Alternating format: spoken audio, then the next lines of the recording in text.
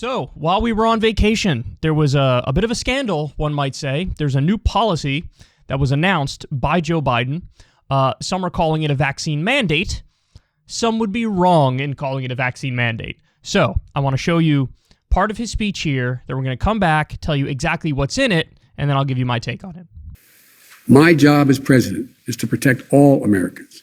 So tonight, I'm announcing that the Department of Labor is developing an emergency rule to require all employers with 100 or more employees that together employ over 80 million workers to ensure their workforces are fully vaccinated or show a negative test at least once a week. Some of the biggest companies are already requiring this. United Airlines, Disney, Tyson's Food, and even Fox News. The bottom line, we're going to protect vaccinated workers from unvaccinated coworkers. We're going to reduce the spread of COVID-19 by increasing the share of the workforce that is vaccinated in businesses all across America. My plan will extend the vaccination requirements that I previously issued in the healthcare field. Already, I've announced we'll be requiring vaccinations of all nursing home workers who treat patients on Medicare and Medicaid because I have that federal authority. Tonight, I'm using that same authority to expand that to cover those who work in hospitals, home health care facilities, or other medical facilities. A total of 17 million healthcare workers. If you're seeking care at a health facility, you should be able to know that the people treating you are vaccinated. Simple, straightforward, period. Next, I will sign an executive order that will now require all executive branch federal employees to be vaccinated. All.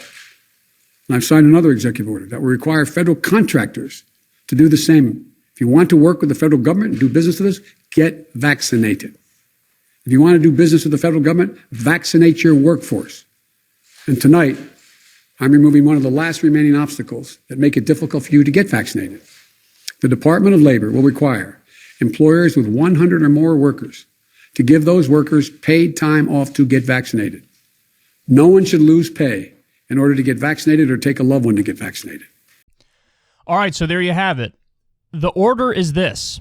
For all businesses with 100 employees or more, you either have to get vaccinated, the workers have to get vaccinated, or they can show a negative test once a week. That's what it is. Now, the thing that's been frustrating me to no end is that within the first few days of this, on Twitter, with the people I follow, who are obviously mostly political junkies, virtually everybody was being dishonest about what this is. Also, mainstream media was being dishonest about what this is, calling it a mandate. It is not a mandate. A mandate is you have to get the vaccine. You have no choice. Go get vaccinated. End of conversation. A mandate is not go get vaccinated, or if you choose you don't want to, then you can show a negative test. On what planet is that a mandate? I'm giving you options. One of those options is get the vaccine. The other option is don't get the vaccine, but show a negative test. By no stretch of the definition of mandate is this a mandate. So people who I like and respect are, out there pretending this is a mandate, and that is what it is. It's pretending, because it's not. And that was annoying me to no end.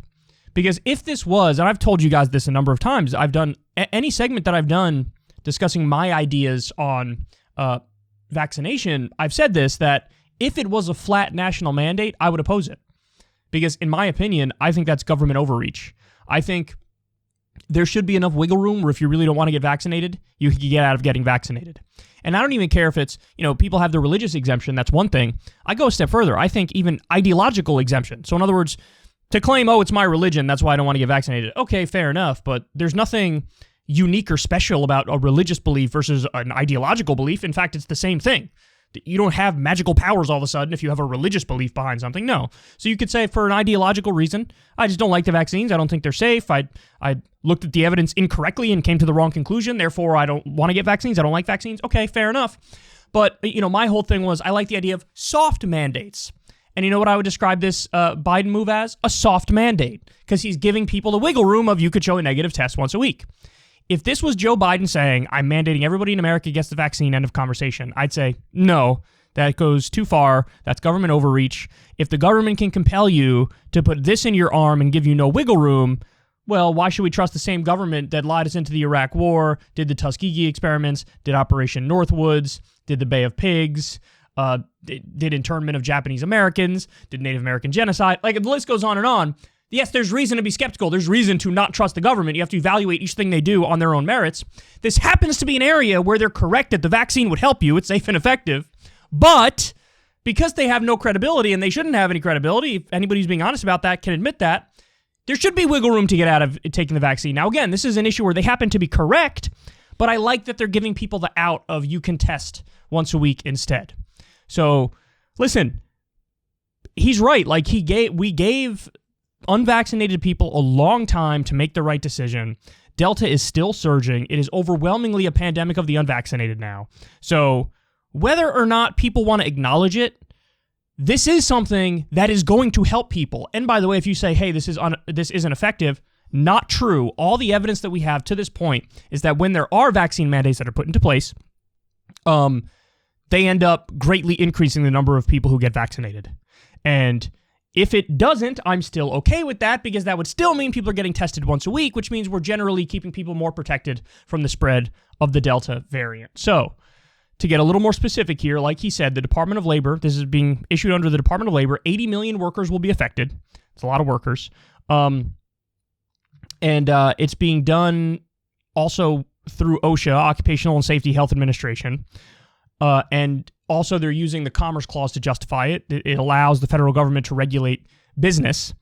And notice, what he did was Biden took that extra step to make sure it's legal by removing it a layer. So he's not saying all Americans have to get vaccinated. He's basically saying through the federal government's ability to regulate commerce, through your employers, you have to get vaccinated. So it's another way to ensure that it's legal. But honestly, and this is something that I don't even necessarily like, if he were to say, hey guys, we're going to mandate Americans have to get the vaccine and not do it through business, that also would probably be constitutional, because there was a 1904 Supreme Court case on vaccines. The name of the case is Jacobson versus Massachusetts. And at the time, there were 11 states that had compulsory vaccination laws. And the Massachusetts law empowered the Board of Health to have mandatory vaccines for adults over the age of 21. And if you refused to get vaccinated and you lived in one of these places, there would be a $5 fine. And this was in relation to an outbreak of smallpox. And the Supreme Court said, yes, you can have these individual towns or cities have mandatory vaccinations, and that's perfectly legal and constitutional. This falls under the police power of the state. So even if Biden was to go further and say, we're just going to mandate everybody gets the vaccine, that probably would be upheld in the Supreme Court. They'd say, that is legal, that is constitutional. Now, again, my personal take on that is it goes a little too far. I don't like the idea of a flat mandate. I like the idea of leaving people wiggle room. And that's exactly what Biden did here. He left massive wiggle room, not massive wiggle room, but he left wiggle room. So now the default option is you should get the vaccine. And if you want to opt out of it, it's a little bit of a pain in the ass. Good. Feel the pain in the ass, please, by all means. Anybody who says, how dare I have to get tested once a week? How dare somebody who's a construction worker be mandated by law to have a helmet on their head? Oh, that's a violation of my liberty to protect my head from catastrophic falls or whatever. Oh, how dare you enforce that I wear a seatbelt when I'm driving in my car? That you're taking away my freedom and liberty. That is a reasonable rule and regulation for public safety. That's what that is. Now, yes, is it a slight deviation from the wild, wild west approach where there's ultimate freedom and liberty? Yes, but that's the whole point of governance, is you have to balance these two values. Balance freedom and liberty versus the collective communal good. And so you're balancing freedom and liberty with security. And they're always balancing these things. There's always a trade-off. And the question is, where do you draw the line? Listen, there's some issues where I fall much more on the side of freedom and liberty. And then there's other issues where I fall much more on the side of security. And I fall much more on the side of the collective good. So anybody who tries to tell you there's not a trade-off with these things is just lying to you. In other words, you can't say, I have this cockamamie view of freedom and liberty, and then everything will work out for the best. No. we gave people a tremendous amount of time to get the vaccine, and we're at, what, 70% of the American public? Now, that's a good number, don't get me wrong. But if we can get it to 85% or 90%, that's even better. And then you're really, really, really putting a dent in the ability of COVID to spread around. There's still breakthrough cases, and it's like 50% protection you have from the vaccine from the Delta variant, but it's still over 90% protection from hospitalization, severe illness, and death. So in other words, once you get almost everybody vaccinated or everybody vaccinated, you are pretty much done with the pandemic. So this is a strategic move for public health that the Biden administration is doing, and I think it's a good idea. The other thing is he's baiting conservatives into going full anti-vax, and that would effectively make it so that he gets stronger in the suburbs for the next election. Now, how much of that political calculation was part of this, I don't know, but I think it's a good political calculation if that actually was a consideration, because, everybody, there's a few people who I trust who I view as like, almost like a voice of that demographic in America.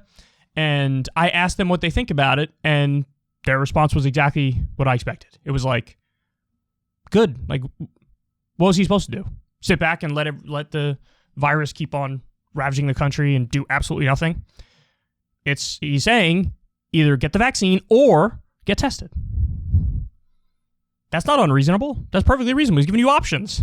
So I think that what's going to happen is you do have more Republicans who are going to be baited into going full anti-vax, and that's not going to land. Biden is siding with the 70% of Americans who are vaccinated and who feel like they made a intelligent decision and took something that's very safe. And I think that's a political bet that's going to pay off. So, again, if this was a mandate that left zero wiggle room, I would be against it. I think that goes too far. I think the government, you should be skeptical of the government. You shouldn't trust them at face value. You should evaluate everything on its own merits. Look at the evidence, look at the data.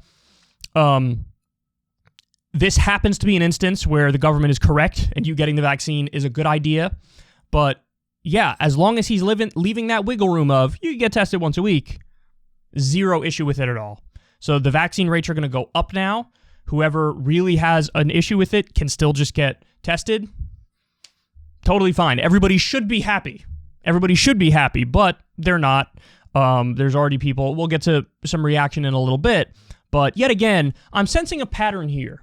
Whenever Biden does something that is truly, truly positive and good, that's when there's the biggest backlash.